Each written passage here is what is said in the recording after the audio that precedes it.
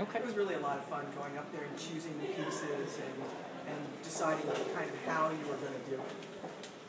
Okay. I'm practically falling asleep on my feet this Thursday afternoon, so it was really great having my partner kind of be like, okay, let's do this, what do you got? And bouncing ideas off of each other and just figuring it out. Who's your partner?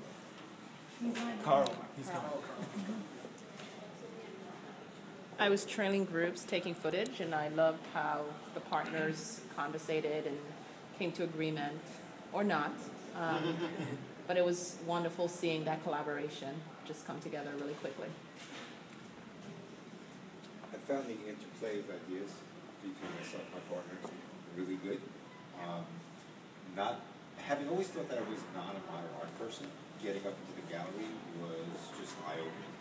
Finding some pictures that I had never seen before that I thought were unbelievable.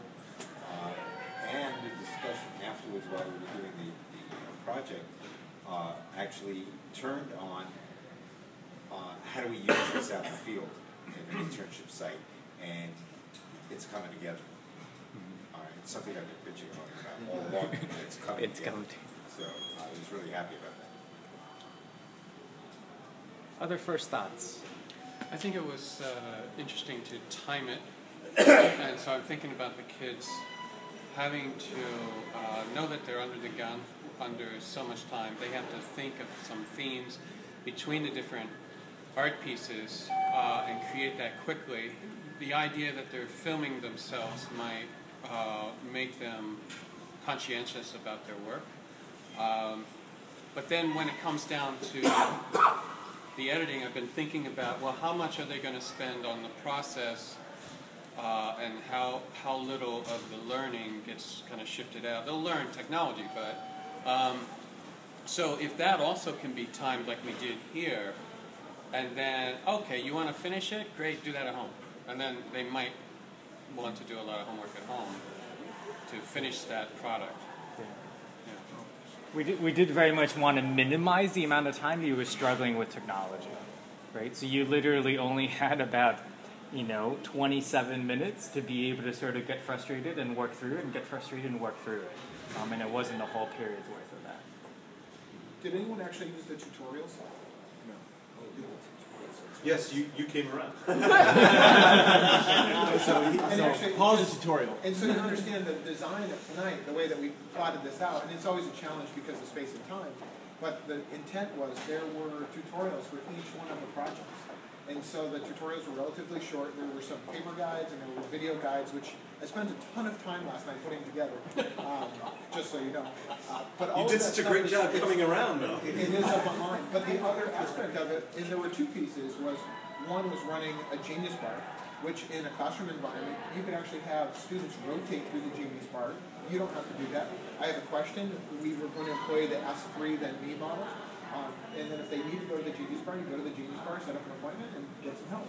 And the other thing that we thought about doing as far as a personalization piece was having people identify what they were struggling with and having Alan do little 8 to 10 minute presentations on each of the different things. So if we see that there's a group struggling, like creating the book, we could do a brief short section or session on how do you make a book and kind of go through those steps. So we thought about a lot of other little pieces that could go with this. But in the heat of the moment, so to speak, that first time through, sometimes you see little foibles. But you should go through and look at the agenda that we put together and the pieces, the support structures we put in to be able to do this in the classroom. And Bob, I think you made a good point, where if those tutorials exist, if the students want to go home and do more, you could use those tutorials in sort of a spiraled way where some students might only want to do this much, but for the student that wants to go higher, there may be other tutorials for them to go higher. So that was a really good point. And the idea of being able to go and get help as you need it was a very deliberate part of the day. What we ended up doing instead was we just floated, which is what a lot of teachers do, right? And sometimes what happens then is that the students will wait physically at their chairs until somebody comes by. And whereas if we had set up, and we did actually have tables set up in the back, but if we did that, then it was much more, you're making the effort, you're coming up, you're committing to going to get that help. And then you could always say, look, here is, 8 virtual cheat sheets that you can go to get help as well. So if we thought about it as a 3-hour chunk, one might be able to say, well, look, we're going to do this in 20 minutes, but if you want, you can watch this video right now and play it and pause it and rewind it and get the help that you need there. You can also, with the computer, if there's a way in which instead of people getting in line, like kids are losing work if they're in line. So if there's a way that at the Genius Bar you're sending the message, oh, it's your turn now, you know, or your time is. You know, so we thought about so using today's meet and having that, keeping that as essentially a virtual wait list. And then we'll say, you know, we'll answer that, and then as it comes through, we know who's next. So I'm glad you guys are bringing this up because I was feeling kind of overwhelmed by the amount of my own prior knowledge that I was having to bear onto the project, especially around building. We were trying to do a little PSA film, an edited piece. But I'd love to highlight that bringing these back with kids, it's very, might be as an instructor overwhelmed by the amount of technical information I'd have to have on hand and be comfortable being familiar with. It felt really, really good to have Paul come on over. I didn't prepare before this session, I am abashed to say, so I didn't see the tutorials. Had I think it would have been great, but I don't know if I would have been able to create those tutorials myself if I were bringing this project into the classroom. So it's something to keep an eye on, like how much of the prior knowledge needs to be artifact in some way for the kids to be able to get to. Yeah, and some of the tutorials, just so you know, some we created ourselves, and we wanted to build off of that screen capture that we did in the last session. But then some of the tutorials were just things I found online. So like Apple has great tutorials for all of their different stuff. I also found some paper tutorials that are step guides. And so I was trying to show that you can make your own, but you can also make your own. So that's a really good point. In terms of doing this as a classroom project, all right, the gallery walk that we did and the discussion about what we wanted to show was easy enough. It's the type of thing that any art teacher, any teacher, you know, that want to do a compare and contrast could do without any problem. The technical stuff that I know I'm having trouble with, being technically challenged, and I'm wondering whether or not the focus should be on a teacher that teaches that. We're all trying to, you know, absorb that, and it's a lot to absorb, and we have to absorb it to the extent of being able to then teach it, which is a hard thing to do. That the possibility of somebody in a school that have the wherewithal to work with these kids in the technical portion of it after the concept is put together. Okay, you've got the pictures, you've got the video, now we want to do the dubbing, we want to do the music, we want to do the titles. Let's go into the lab.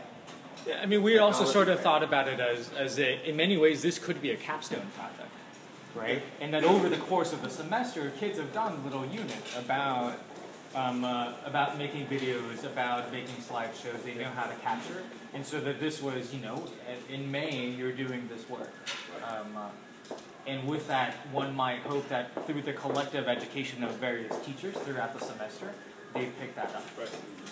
I think the thing to keep an eye on, though, is that a genius bar without a genius is just a bar. And though I like to be there a lot, it's not necessarily going to be the place where the kids are going to get it. So you got to keep an eye on that. Huh? Bar's not a bad place. No, it's my favorite place. Actually, But you know, something what you really find is a lot of the kids, not a lot, some of the kids really know this technology. And as far as reaching out to them and saying, how do I do this, it empowers them because it's like, I'm the one who's teaching now. I'm the one who knows how to do it, and it kind of a pride comes out of it for a lot of the kids. And I think, and then also those kids working with the other kids in another whole manner. So I think that sometimes I find my biggest strengths is my stupidity in many things, because that's what really gets kids to kind of open up in many ways. So what we're going to do is we're going to conclude. We're going to do every third, and I want you just to say in 20 seconds what is one thing you learned today. All right. So I'm going to go ahead and go to my right, and we'll go every third person, and we'll make 2 rounds. One thing you learned. That what I intend for kids to learn may not be what they learn, and the stuff that they learn that's collateral may be just as valuable. I learned that sometimes it seemed to me that too much freedom can be really paralyzing and unproductive. and that sometimes there's so much the mixture of freedom and structure is really important to balance so that learning can happen in a really organic way, and yet there's really clear lessons to be taken home and incorporated with their bag of tricks. I think for me it was that if I had known about iMovie, which we ended up using, before I went upstairs, I might have done things a little differently. All right, good. Oh, man. Sorry. You're right. I learned that the MoMA is very kinetic in terms of its use of space.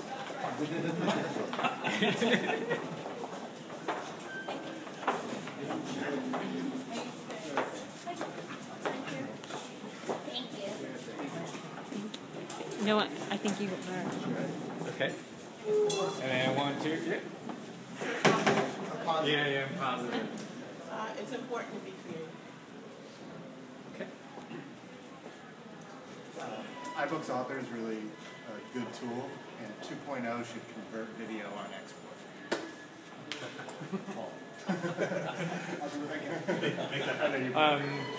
So I'll jump so that we can get another round going. I think as a teacher, it's just as important, regardless of what you plan, to be in the moment, to be giving everybody your full attention so you can be with them and make them feel supported.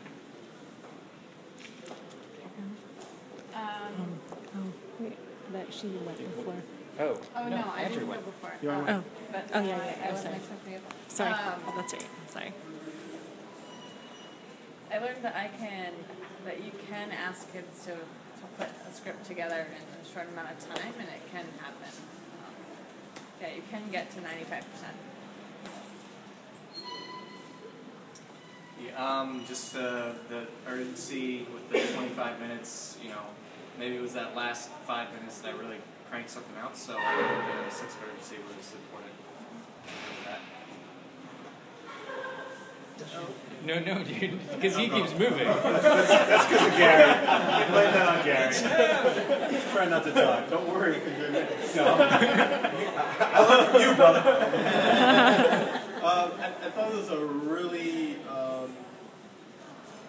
challenging, creative process.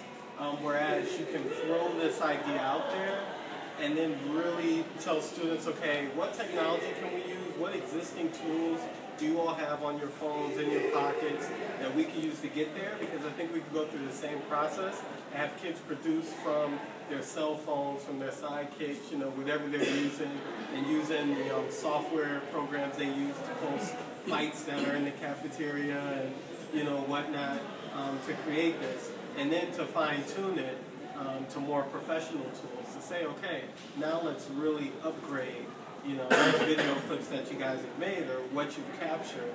Let's upgrade it and let's use these devices, these tools, and create a formal process for it. No, Irish. You can't teach old dog new tricks. Nice. That's it. And Miriam, you want to go? Reaffirms, it's not a lesson, but it reaffirms the value of being outside of the classroom with the kids and just participating in the real world, how that's such an important ingredient for some real exciting learning. Wonderful. And the best part. Thank you. So we're going to go ahead and wrap up with a couple quick announcements. One is